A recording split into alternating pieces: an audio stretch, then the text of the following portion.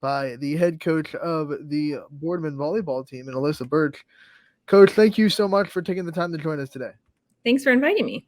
You got it. When you look at you're reflecting on last season before you go into this preseason. I know you reflect on last season, think of the ways that you can grow and improve and some of the things that you want to grow into. What was the final kind of assessment of last year when you look at things that you can build on from last season? Well, I think that last year was a lot of preparation for this year, and I'm so excited for you guys all to come out and see our junior class as they join the seniors.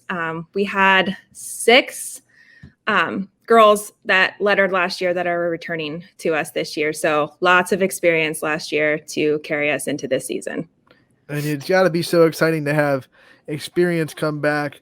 When you look at the summer and some of the work that you guys have put in, what do you think is the biggest growth point of this team so far in the summer workouts and the open gyms that you guys have had? I think coming up with a lineup that really works well for everybody. In my coaching career so far, it seems like I've had a lot of players or a lot of scenarios where we've played all the way around and we didn't really get the chance to specialize. And right now we're working on a lineup that incorporates 11 girls. And they really get a chance to come in, give it their all for their 3 rotations, and then they have someone coming right off the bench to come in and do their thing. Talk about the conference you guys play into. I mean, the small conference, but a great cast of teams that are in it too. What is the challenge in trying to stick out in a conference filled with tough competition like that? I think one of the hardest things is we all know each other so well, especially Krista Johnson, Krista Nesbitt now at Canfield. She played for me, coached for me. Like we did some summer league stuff together, and it was just funny because, we know a lot of what's happening on the other side of the court. So that's a challenge. Jody, Amanda at Howland, we've played against each other so much that it's hard to know, your competition, and they know you so well. When you look at this whole schedule, obviously you're going to have a lot of conference games, but you have beefed up the non-conference schedule as well. What kind of teams pop up this year that you're excited to challenge yourself with? And when you look at your schedule as a whole, how much do you think it'll prepare you for postseason? Every year we open up with North Canton Hoover, and that is always a challenge. We've come out 2-for-1 the last 3 years that we've played. So that's always a really strong match coming out. And we're ending this season. Our last game before we get into the postseason is against Crestview. So I feel like that alone is just great preparation for our postseason. What do you think are some keys in the girls that you do see returning coming into this season? What are some keys for them to uphold the success that you expect going into the year? I think, the seniors, they are very special to me because my first year as head coach, they were freshmen. So they kind of saw the vision for the program from the very beginning. They know my expectations at practice. They know my expectations, on the court and how we treat our teammates. And I think that has a huge impact on, us coming together. We have a really, really large junior class that is just so supportive of one another. And I think that's what makes me most excited about this season. It's just how they're all starting to come together as a team. Let's go through your roster as a whole and some of the big names that are going to pop up for Boardman fans, who your leaders are going to be, and some new names that might pop up that Boardman fans should be familiar with too. So returning, we have seniors Cam Doritza. She is one of our setters. She was, ran our offense for us last year. We have senior Cami Goski. She played middle blocker for us. She's going to stay middle blocker again this season. Gia Treveri hit outside for us, and she's actually going to transition into the middle this year. She just has such a vertical, and her pace she's like the Energizer Bunny, we call her. So we're going to put her in the middle and see how that works for her this season. Senior Sydney Yager, she's going to transition from right side to an outside hitter. And Sydney had a really awesome offseason. And I think that a lot of people are going to love to watch, her in this new role. Also returning is junior this year, our libero, Gianna Chicolo. So she's going to stay right where she was last year. And junior Ava Bojnak is going to kind of wear a couple different hats for us. We're trying out a couple things right now with our offense and where people are. So some rotations she's going to play offense, some rotation, she's going to play opposite. So that's who we have coming back, or names that might be familiar. And then kind of stepping into the varsity role this year, we have junior MC Worth. She's kind of like Ava in the sense she's going to hop around between opposite and outside hitter. Maddie Mraz is a junior, and she's also in the setting position. So, having two setters gives us the opportunity to have the option of not only a 5-1, but most likely a 6-2 in a lot of matches that we play. Cece Johnson, she's going to be kind of a utility player in the front row. She is nursing a broken ankle right now, so we're anxiously waiting her return. Jasmine Graham is a junior. She's a DS, mostly left back scenarios. And then rounding out varsity is the lone sophomore, Ava Commons. And I'm really excited for you guys to see Ava. She's just a cool, calm, and collected all-around player.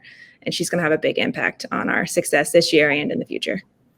Coach, Anthony and I have had many conversations too, especially in the volleyball world, about how important that setter is and having someone that's had experience in that. Yeah. From your experience as a coach, what can you speak on with that, having Cameron back already playing a full season under her belt and successful one last year in her junior campaign? Yeah, it is definitely something that's so important. And I always try to talk off the setter role. I wish that girls could see how important this position is, not only to the team, but to the program.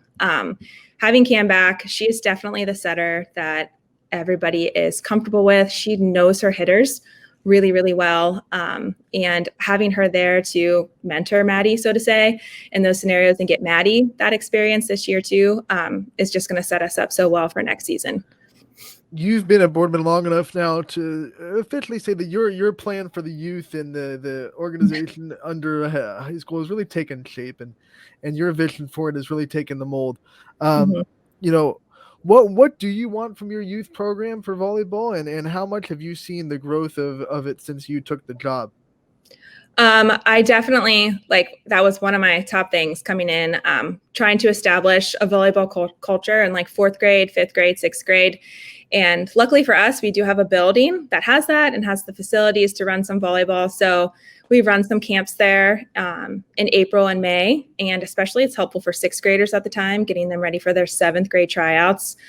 I was just at the middle school this morning, peeking in on their practice and stuff. And, what it is that they're doing down there is just so critical to what it is that, we have moving forward. Even the decisions of, who's going to be a setter in 7th grade, has such an impact on, what happens when we get up here to the high school. So I love the top to bottom alignment, so to say, that, we're really trying to establish here. You obviously serve as a big impact in these kids' lives, but I kind of want to flip that question on its head and ask you, who served as the biggest impact in your life, whether that be coach, parent, or what have you? Oh gosh. That's a really loaded question. I feel like I've been surrounded by, a lot of teachers and a lot of coaches. I think, even right out of high school, I kind of made the decision that, I wasn't going to play in college. And my senior year of high school, I grabbed a JO team, grabbed some 7th graders. And, right then and there, I was like, wow, this is really cool. This is what I wanted to do. So, I guess all of the people that trusted me, in my youth, that, I could handle that. Because I think that, that experience I got as a college student coaching and, my first year of teaching, people who, had the faith in me, to do all of this stuff. Then, I'm about to start my 12th year of teaching. So this is 16 for coaching for me.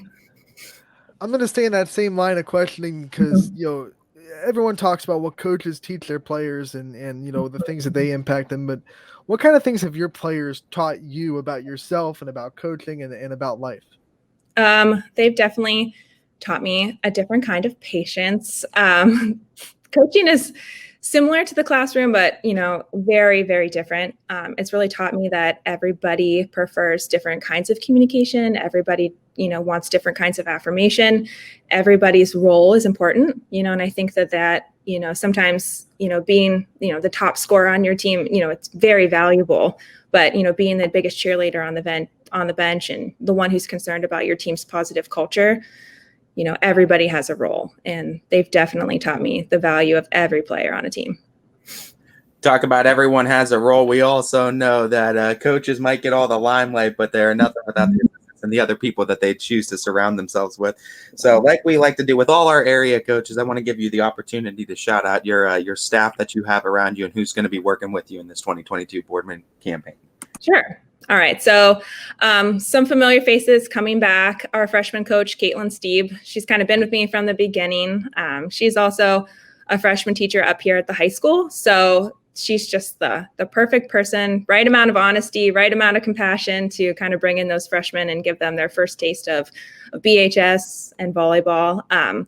She really understands, what it is that, I expect from my program, want from this program. And she's always got my back with all of that. This year we have a new JV coach. Her name is Becca Calvin.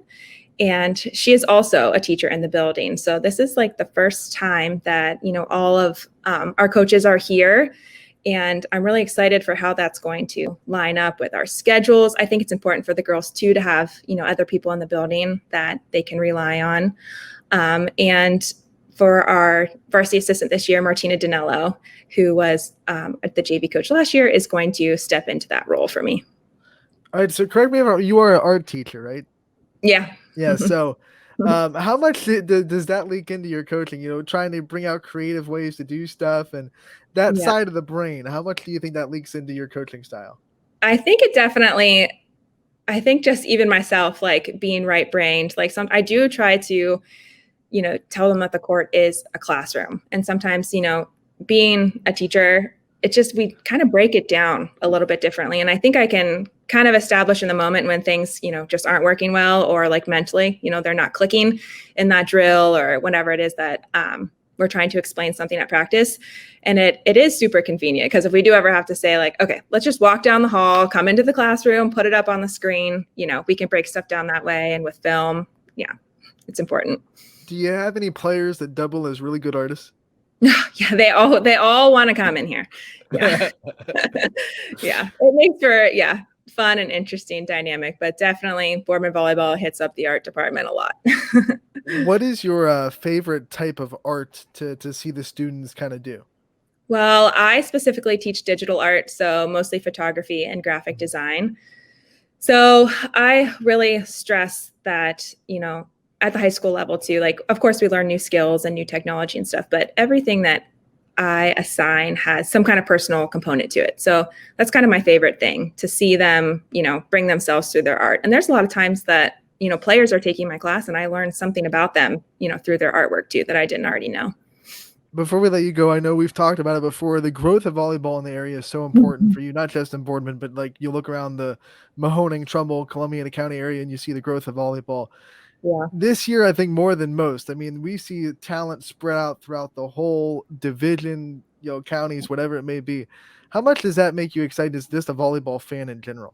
It does. It makes me super excited. I have going to be 6-year-old daughter, and I can't wait. I'm already brainstorming ways too of, how we can bring volleyball around here at even, a younger age. It's so fun. And I think, hopefully too, if we can bring it at a younger age, parents can catch on to it at a younger age and, kind of establish that culture that it deserves to be, up on the scale of, girls basketball, girls softball.